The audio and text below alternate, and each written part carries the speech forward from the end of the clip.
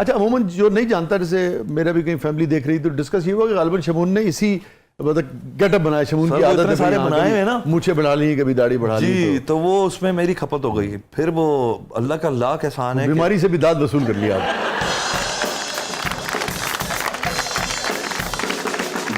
तो ये अल्लाह की करनी है, करम नवाज़ी। और बस फिर मैं गंजा आदमी जो है वो सीरियल में आ गया। अब मैं देख रहा हूँ अब ये ट्रेंड फॉलो हो रहा है। अब बहुत सारे लोग ना गंजे होने के खुद ही कह रहे हैं गंजे हो जाओ, इससे पहले कि गंजे हो जाओ। बहुत अच्छे से। अच्छा शमून, अभी टॉक्सिक रिलेशनशिप की बात हुई, वैसे तो हमने उस पर काफ़ी बात कर ली है, मगर अभी मुझे एकदम से ख्याल आया कि वो ये एक ऐसी लहर होती है जो फिर बड़ी दूर तक जाती है, जो वेव्स होती है ना नेगेटिविटी की, नफ़रतों की, इख्तलाफ की। ये ज़लज़ला जो है बहुत सारे घर जो है बाज़ुकात उनको अगर तबाह ना भी करे तो उनको हिला के रख देता है। आपने अखाड़ा की बात की, तो अखाड़ा में हुमैमा के भाई जो थे वो भी उसका हिस्सा थे। तो आप लोगों के ताल्लुकात हमेशा ठीक रहे? ठीक रहे। वो फिरोज मुझसे हमेशा से बहुत प्यार करता था, उस ज़माने में भी, और वो फिर एक स्टार बना, और अल्हम्दुलिल्लाह मैं बड़े फ़ख्र से कह सकता हूँ उसने पहला काम मेरा किया था, जिसमें मैंने उसको थोड़ा ट्रेन किया था, उसको थोड़ा ज़रा एक्टिंग के पहलू ज़रा, और उसको मैंने एक्सप्लोर खुद करवाया था कि तुम क्या हो, क्या कर सकते हो। तो वो एंग्री यंग बॉय का जो आज रोल करता है, वो उससे मेरे प्ले में बहुत पहले कर लिया था। इंटेलिजेंट बच्चा है। शुरू में जब हम अखाड़ा के वैनिटी में साथ बैठे थे तो there was this awkward silence. अच्छा, हाँ। और ये पहली मर्तबा आप लोग इकट्ठे काम कर रहे थे? हाँ जी, पहली दफ़ा। एक्चुअली मुलाकात भी हमारी नहीं हो पा रही थी उसके बाद से, बहुत कम मुलाकातें हुई, और there was this awkward silence, but as I said he respected me and I respect him and I respect his status right now, he is a star, no doubt, ठीक है ना। और उसके स्टारडम को कोई डाउट हम नहीं कर सकते कि जी वो फेक है, वो पीपल लव विरोध। हाँ, नो डाउट जी। तो वो ऑकवर्ड साइलेंस में एक आध 2 दिन गुजरे, उसके बाद आई अंडरस्टूड कि ये बहुत छोटा है, शायद उससे नहीं इनिशिएट हो पा रहा उस सिलसिले में, he is the brother of तो I should go and start speaking to him in a good way. So हम मिले और फिर हमने एक दूसरे में उसको झप्पी शप्पी लगाई। मैंने कहा मेरा और तुम्हारा ना सब ऐसा ही है। तो मैंने देखा उसकी आंखों में हल्का ना एक नमी थी, because he loved me and he was the one who never wanted this to happen. जब ये हो रहा था सब, तो वो कहता था यार शमून भाई बस किसी तरह ना हो ऐसा, बट हो गया जाहिर है। लेकिन मुझे लगता है कि इट शेप्ड मैनी लाइव्स। उसके वही फिर मैं कह रहा हूँ ना कि कभी कभी होता है कि कुछ चीज़ों के टूटने से कुछ चीज़ें बनती हैं, ठीक है ना। एक बीज गिरता है ज़मीन पर अपने फूल से उखड़ के, तो वो एक नया पौधा पैदा कर देता है। तो इस तरह मुझे लगा फिरोज भी एक अपने स्टेटस पे गया, उसके अंदर भी शायद कुछ था, यार अब मैं कुछ बनूंगा। तो मुझे बड़ा फिर हमारे कुछ इस तरह के सीन्स थे, बड़े इंटरेस्टिंगली लिखे हुए थे वो, कि वो somehow they were relatable to, समझ रहे ना, to the actual situation, जो आपकी असल जिंदगी है जी। तो वो हमारे बड़े मोमेंट्स आए मेरे और फिरोज के, जिसपे मैं उसके गले में हाथ डाल के कहता हूँ कि जो मोहब्बत होती है ना, इस तरह की उस पर कोई बातें थी कि मुझ पर बस अंधा एतमाद कभी नहीं करना, इस तरह की कोई बातें करता है। तो वो मैं देखता था उसकी आंखों में ना एक्सप्रेशंस आते थे और जाते थे कि यार ये बड़ा रियलिस्टिक लग रहा है सब कुछ। मगर आप दोनों ने इसमें भी एहतराम को अल्टीमेटली दरियाफ्त किया और बरकरार रखा। देखें, जब वो मेरी हैसियत को, यानी शो बिजनेस की जो भी मेरी 2 सेंट की भी अगर मेरी कोई वैल्यू, और बहरहाल आप सीनियर हैं उनके जी, और मैं उसकी हैसियत को अगर मतलब अपने अंदर बरकरार रखूंगा, तो मुझे लगता है मैं ये सोचता नहीं जी फिरोज खान कौन, मैं शमून अब्बासी, और वो कहता हूँ जी शमून अब्बासी कौन, मैं फिर तो वहाँ तो तबाही थी। वहाँ तो फिर एक सीन करना भी अजाब है, जो हमारी इंडस्ट्री का सबसे बड़ा अलमिया है सर, कि इस वक्त हम ना ये भरमबाजियां, ईगोइज्म के चक्करों में हम सेट्स पे जाके ना प्रोड्यूसर और डायरेक्टर का टाइम वेस्ट करते हैं। अरे डिक पे आया इसका क्यों शॉट ले रहे हो, और फलाने को छड़ यार, मेरा कर यार। ये जो छोटा दिखाने का कांस्टेंट प्रोसेस है ना, इससे जान छुड़ाएं। जब फिर मैं कहता हूँ आप किसी का हाथ उठा के आप ऊपर करते हैं ना, तो आपका भी हाथ ऊपर हो रहा है, याद रखिए। आपको याद है अनोखी ने किया था झारा साहब का जी, वो रेफरी ने बराबर करार दे दी कुश्ती, और अनोखी साहब ने क्या किया, जो जापानीज जो पहलवान थे उन्होंने, रेफरी ने बराबर करार दे दी, और अनोखी ने हाथ ऊपर कर दिया झारा का। कितनी कुश्तियां होंगी अनोखी की, कितनी कुश्तियां होंगी झारा की, कितनी कुश्तियां होंगी दुनिया के पहलवानों की, मगर वो जो जेस्चर है अनोखी का, वो याद रह गया। तो आपने जितनी भी गुफ्तगू की अपने रिलेशनशिप्स के हवाले से, अपने लाइफ पार्टनर्स के हवाले से, उसके बारे में कई तरह की राय हो सकती है, लोगों की भी हो सकती है, हमारी भी हो सकती है, आपके लाइफ पार्टनर्स की भी हो सकती है, मगर ये जो आपका जेस्चर है, जैसा कि आप कह रहे हैं, और यकीनन आपने ऐसे ही किया होगा, मैं समझता हूँ उसके लिए बहुत Thank you, sir. क्योंकि बड़ों को बड़ा बन के दिखाना चाहिए और पहल करनी चाहिए किसी भी मामले को बेहतर करने के लिए, किसी भी रंजिश को ख़त्म करने के लिए। जी फातिमा साहब। जी शाहजी, मेरा शमून साहब से एक सवाल है कि you have known for your best performances in some negative roles, तो हीरो का किरदार करना आपको पसंद नहीं है या कभी मिला नहीं है? मुझे एक बात पता थी कि हीरोज इतने सारे हैं माशाल्लाह हमारे पास कि अगर मैं उस लाइन में लगा ना तो बहुत टाइम लग जाएगा। तो मैंने कहा ना, लाइन से बाहर निकल के अलहदा खड़े हो जाओ और एक एक करके विलन ये हीरोज का वेट करो, ये सब सामने आके खुद खड़े हो जाएंगे।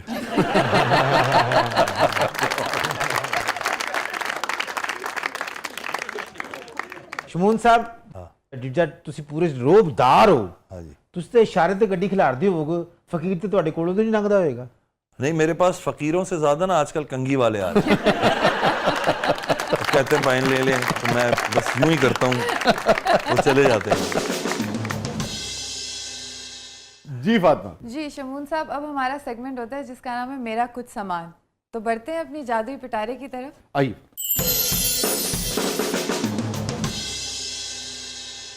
शमून साहब तशरीफ लाएं। जनाब। भाई साहब कंगा उरे परे कर दियो। वाह भाई वाह।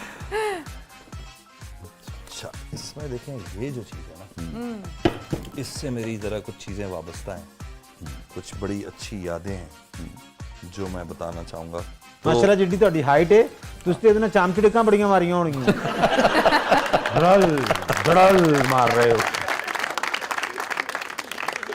ਇੱਕ ਗੱਲ ਤਾਂ ਦੱਸੋ शमून साहब, कराची ਦੀਆਂ ਚਾਮਚੜਕਾਂ ਤੇ ਲਾਹੌਰ ਦੀਆਂ ਚਾਮਚੜਕਾਂ ਇੱਕੋ ਜਿਹੀਆਂ ਹੁੰਦੀਆਂ ਨੇ? नहीं, एक जैसी नहीं होती। ਉੱਥੇ ਇੱਕ ਪਰ ਨਾ ਉੱਡਦੀਆਂ ਨੇ ਕੱਲੀਆਂ, ਇੱਥੇ ਦੋ ਪਰਾਂ ਨਾਲ ਉੱਡਣੀਆਂ। तार बहुत है ना हमारी तरफ, तो वो बस एक ही पर रह गया उधर वाले का। तार बहुत लगी है। जी स्टोरी है कि जी मैं चूंकि इटली में पैदा हुआ, तो मैंने पूरी लाइफ अपने 15-17 साल जो है वो फुटबॉल बहुत खेली। वाह।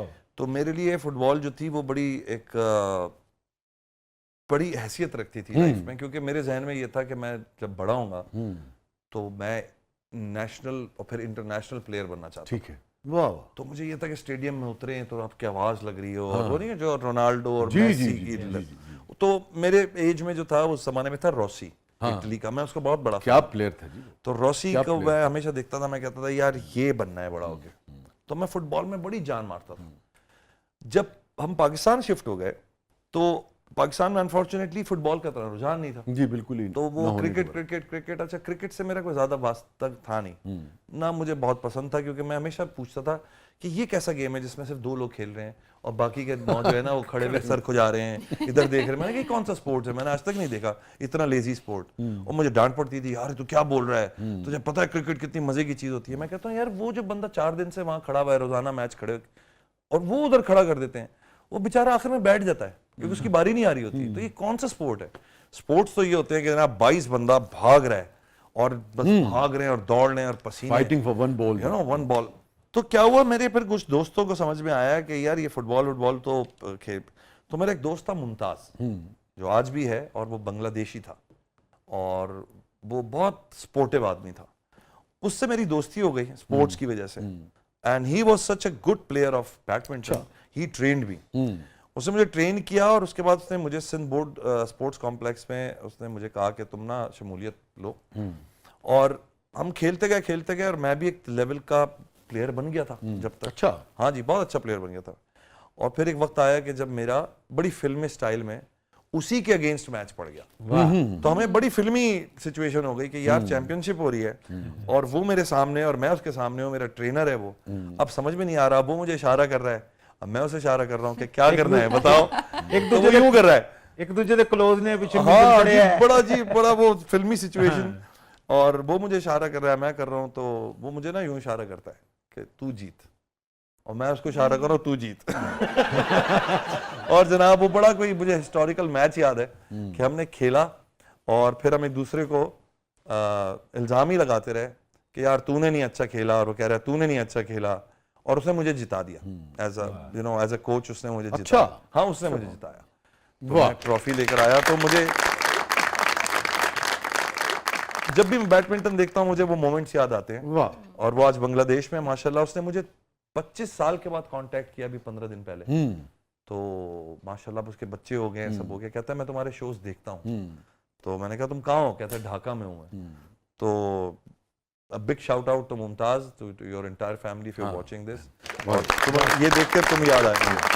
And for this great gesture again, इसलिए कि ये चीज़ें बड़ी खूबसूरत होती हैं शमून। जैसे कि अभी हमने अनोखी की बात की, अनोखी साहब की, ये आपने अपने टीचर का जिक्र किया, देखे ना कि उन्होंने कहा नहीं यार मैं इसे जिता देता हूँ। मैं पिछले दिनों देख रहा था, मैं डिटेल में बहुत नहीं देख सका, मगर कोई मैच था तो जनूबी अफ्रीका के कप्तान ने लारा का रिकॉर्ड जो है वो ब्रेक कर सकता था, जो सबसे ज़्यादा स्कोर का गालिबन रिकॉर्ड था, और उसने कह के छोड़ दिया कि इतने अजीम प्लेयर का और इतना बड़ा रिकॉर्ड जो है वो कायम रहना। क्या बात है, क्या जेस्चर है यार, ये जेस्चर, क्या क्या बड़ा ये बड़ा ये बात ना। साहब अब हमारा सेगमेंट है कि पब्लिक सब जानती है। अच्छा, तो शाह जी देखते हैं आज पब्लिक क्या अल्लाह जानना खैर चाह करे। रही है शमून साहब से। हाँ, कुछ जानने को रह गया क्या? या जान चुकी है, ये बताएं। जानती है पहले से? अच्छा जी,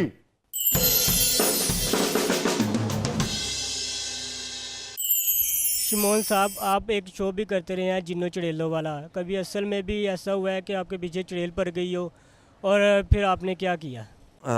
चुड़ैल मेरे कुछ पीछे भी नहीं, इन्होंने चुड़ैल नूं क्या मैनू किसी अगले स्टाफ ते ला दे। मैं जी तमाम चुड़ैलों से अपनी जान छुड़ा ली, यही कह सकते।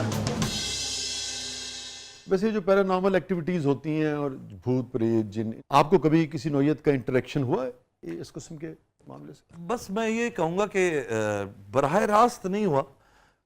मैंने कुछ 150 एपिसोड्स किए थे। बराह रास्त कौन बताता है, हुआ तो सबका होता है। बस मैंने एक शो किया था, उसमें वो 150 एपिसोड्स में कोई 1-2 वाकयात ऐसे हुए थे। अच्छा, जिसमें वाकई? हाँ, ऐसे हुए थे जिसमें मुझे जरा, क्योंकि मैं इस मामले में बड़ा नेगेट करता हूँ कि जो रूहें और ये जो एंटिटीज होती हैं अचानक आपके सामने आके खड़ी हो जाती हैं, मैं नहीं मानता इस ठीक बात है। को। लेकिन मुझे भी कभी कोई चीज सामने नजर नहीं आई, लेकिन कुछ एविडेंसेस ऐसे मिले जिन्होंने मुझे डरा दिया था उस मसलन? रात को।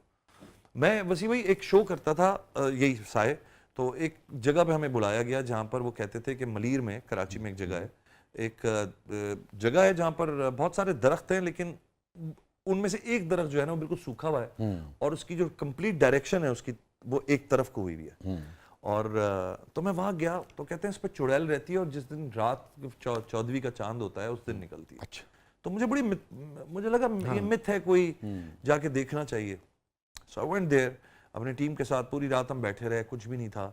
उस दरख्त पे चढ़ा भी है मेरा असिस्टेंट, उसने देखा भी, सब कुछ किया। और जब हम जाने लगे तो कैमरा वैमरे पैक कर रहे थे, तो मैंने कहा यार कुछ भी नहीं है। हाँ, इन्होंने असिस्टेंट को क्या सिरा सूरा पैक करो तो गड्डी 'ਚ रखो चलिए। हाँ, पिछे ओवरलैप हुई, मैं तो पार्लर ते सां, तुसीं कित्थे चले गए?